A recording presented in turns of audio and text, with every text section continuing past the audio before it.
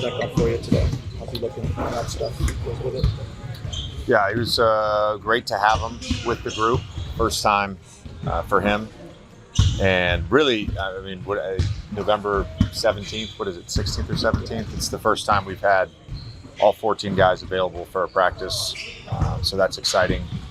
Gabe and LeBron were both full participants. Marcus and Rui as well. I would say Marcus and Rui, I would expect them to be available tomorrow.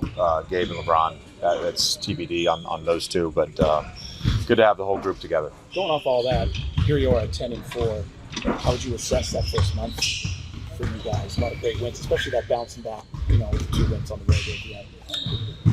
We lost our way a little bit on the trip, but we found it. Got back to what we're kind of defining as Laker basketball. And the 14 games, there's these things, the NBA, they just fly by. But I think we've established kind of the formula for putting ourselves in a position to win basketball games, and we just need to continue to build on that. It's a season-long building process, and the guys have been bought into that, and we're heading in the right direction, particularly with the health and the way we finished the trip. With LeBron, is it as simple as if he's able to play, he'll play, or is it factoring in things like, the schedule does allow for, 3 practices. I think you guys have 3 other practices scheduled before your next game. Like, there could be more of an extended ramp up, or is it just, if he's good at this point? Well, he could probably answer that better than I can. There's a lot of factors that go into it. I would, first of all, you gotta have to win to be able to go play a basketball game. That's he's still building that up. There's only so much you can do during the RTP for, the injury that he's had. So that's one factor. The schedule for sure is another factor. I know he's itching to play and itching to return. What his minutes look like, that's another factor. So we'll make a decision. We got to see how he responds to the day and what he feels like tomorrow morning. But whenever it is, we're excited to get him back. Were you able to push him pretty good today? Yeah, we did. We did a lot of live basketball, so he was able to participate in everything. How did he look alongside Luka and Austin? Great. He looked great. Yeah, it was fun to watch. What was the reaction like from his teammates having him back on the floor? Really, like you said, first time. Yeah, we talked about it in film. We got a new player today. Everybody's excited. He introduced himself. It's I think all these guys, when you whether it's Jake or DA or Marcus, make a decision to come join the Lakers. Part of that is you get to play with LeBron, and so I think it's exciting for everybody to have him out there. LeBron's LeBron, but given the length of his absence, what things do you anticipate being just plug and play, and what are things that you think can take some time as far as the approach? I think when you add somebody who, when healthy, is going to play 35-ish minutes, that has an effect on the rotation. That has effect on guys' rhythm. Like, that's just a natural thing that I think happens for any basketball team. There's some continuity from last year with AR and him and Luka that I think we can build on. But truthfully, you can't anticipate whether it's going to be seamless or whether it's going to be choppy. It's just basketball. It's a little formula of things you got to add, and if you put too much cinnamon in there, your cookie's not that good. So we gotta tinker with it, and we will. Sounds like a guy doesn't like cinnamon. I like snickerdoodle. What's the dialogue been like between you and LeBron? Off-season, training camp, preseason, regular season, 14 games thus far, in terms of what you guys are doing, even though he's been out of the lineup? Consistent. That'd be the way I would describe it. There's, in terms of an X's and O's, there's not a whole lot that we've done differently. We've added a couple wrinkles to things. There's one different set we talked through it the day we introed it before the first Minnesota game. So I think he's comfortable. There was nothing today that we had to stop and be like, "Hey, LeBron, remember we do this." No, he's pretty dialed. He's been a participant in terms of his voice in film and his voice on the court in practice. So he's been engaged. And if you think you have to wait to see his body response to the day, the decision on him most likely would be until tomorrow for the Utah game. That'll be a conversation with him and Mike and the performance team. Last question. There's been obviously some discussion about you guys have built out your culture, you're 10-4, and you're adding obviously this huge piece. But I guess just in your time around LeBron, how adaptable has he been, and how do you think that will affect his ability to integrate? I would describe him as very adaptable, not just in my time, but he's adapted throughout his career to the system, his teammates, what the game requires. The league has evolved. He's evolved. That's why he's still in year 23 and coming off a All-NBA season in year 22. I think he's always been able to adapt. And again, it's not like the playing with Luka, playing with this version of AR. It's not like he hasn't done that already. He did it for 2.5-3 months last season. So I don't expect it to be perfect, but I also don't expect it to be like, oh, these guys have never, seen each other and met each other and don't know each other's names. They know what each of them bring, and I think it'll be fairly positive from the get-go. Thanks, Coach. Thank you. So Austin, how has it been to have LeBron back? What was that like today for you guys? It was great. He was high energy as usual. It's good to have him back.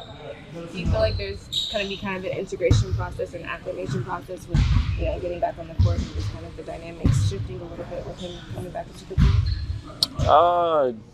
I think there's, we're still as a whole group trying to still figure out how to play alongside one another. Got some reps at it last year, but like I said, still a whole new team. So I would assume that it's going to take a little bit to get fully used to. But once again, like I said, after the Milwaukee game, he's a student of the game. I'm sure he's been dissecting the game and whatever theory that he has to figure out a way to come back and make it seamless. What's the communication been like between you and him since this kind of happened over training camp and he hasn't been able to be on the court? We talk a lot about golf now. Not much basketball, a lot about golf. I told him the greatest thing that's happened in the past year is every room I go into now there's golf playing. Last year that didn't happen, so we definitely get our fair share of PGA Tour, LPGA golf talks. He does obviously many things to affect winning on the basketball court. What do you think this group has missed in particular from him thus far? I mean, I don't know if there's a specific thing, just presence. He's, in my opinion, the greatest player to ever touch basketball. And I guarantee you, if you ask, basically our whole team, a lot of the young guys would say, he's their favorite player ever. So just presence, his ability to lift up a team, obviously his IQ. So, it's good to have him back. I was thinking going with, DeAndre. I feel like you're the first one that started the pocket pass presence with him, and then now it's trickled down to everybody. What have you seen from him, and what are some things that you've liked about him these last few games too as well? Oh, he's been great. I think the main thing is just communication. Being able to have a real relationship with him, not just about basketball, just being able to talk to him and figure things out. We have a lot of conversations on the bench and game about what he sees, what I see to help our team be successful. So he's been great for us. Energy's been great. He's fucking excited. And then kind of going back to Bron, I remember every year you talk about how I'm sorry. She could have hit you. She could have hit you again. It's abuse. I'm sorry. I feel like every year you talked about how like Ron I love made things a lot easier in terms of like how teams played you, but I feel like now across the league everybody has you as one of the circles on the scouting report. So do you feel like your coverages are going to get changed in terms of the way defenses are covering you? Because the way you've been hooping these last few weeks has just been like, man, to be honest. I don't know. I mean, I just think as a group, it makes everybody's life easier. You put another dynamic playmaker that can do everything on a basketball court within a group that's playing good basketball. So I think it's just all about how, like I said earlier, how we, gel together and learn how to play alongside one another and just continue to grow. Like I said, it's very exciting to have him back in practice, and regardless of what other team scouting reports are, we we'll go play basketball the way that we know how to.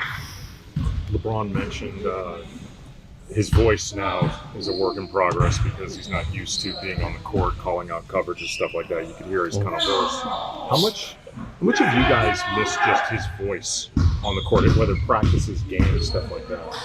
A lot. Like I said, he has the ability to lift the room. Every time he walks in the room, he's smiling, joking, acts like he's a 16-year-old kid every day, which is awesome. It's very impressive because he's been doing this for so long that it could get repetitive, but he knows how to make every day what it is. And like I said, he has the opportunity to lift everybody's day. All these guys grew up loving him, so it's good to get his voice back in the room, and obviously the IQ speaks for itself as well. Austin, one way that teams have tried to stop you has been trapping and blitzing recently. Adding LeBron into that as either like the short role playmaker or as a cutter or a finisher, how does that just kind of elevate what you guys are doing with your full-out 3-on-2 situations? That just gives us another, he's the greatest player to ever touch a basketball. So he's going to do what he does in situations to where I think everybody blitzes Luka now. If he's not the short roller, he'll be the second guy in the high quad, just being able to play advantage basketball in a kind of a way that he's, I would assume, never really, played before, because he's the main focus on everybody's scout report for 23 years. So give him a 4-on-3 advantage, and I believe that good things will happen. Thanks, Austin. Appreciate y'all. Thank you. It's nice to have a new player back with the team. Just what's this last Definitely feel new month, for sure. Been like for you, just mentally, physically, part as you ramp up for historic. Yeah, it's just been kind of the same revolving door, just repetition, rehabbing. Just trying to get back to where I feel like myself again. It's great to be out here today. How are you feeling at this point after kind of going forward? As expected. Obviously, my lungs feel like a newborn baby. That's the most important thing. I got to get my lungs back up to a grown man, and my voice is already gone. One day back, barking out calls and assignments and stuff, and getting my voice working again. So, be a lot of tea and rest tonight. I feel good though. Yeah, it feels good. It feels good to be out here with the guys. Miss them. Man, what would be the deciding factor for you and your team on whether you play tomorrow night? We got a long time. We've been taking literally 1 minute, 1 hour, one step at a time throughout this whole process. So, see how I feel this afternoon, see how I feel tonight. When I wake up in the morning, we probably shoot around. So, just got to see how the body responds over the next 24 hours plus. Even kind of caught people off guard to hear LeBron James being in the G League. Nah, AR is funny. AR is funny. What was that experience like for you, and how was it helpful in getting you to where you are today? It was great. I appreciate the coaching staff and the players allowing me to, change the practice detail a little bit. They usually go at 11. I'm an early bird. I was like, can we go at 10?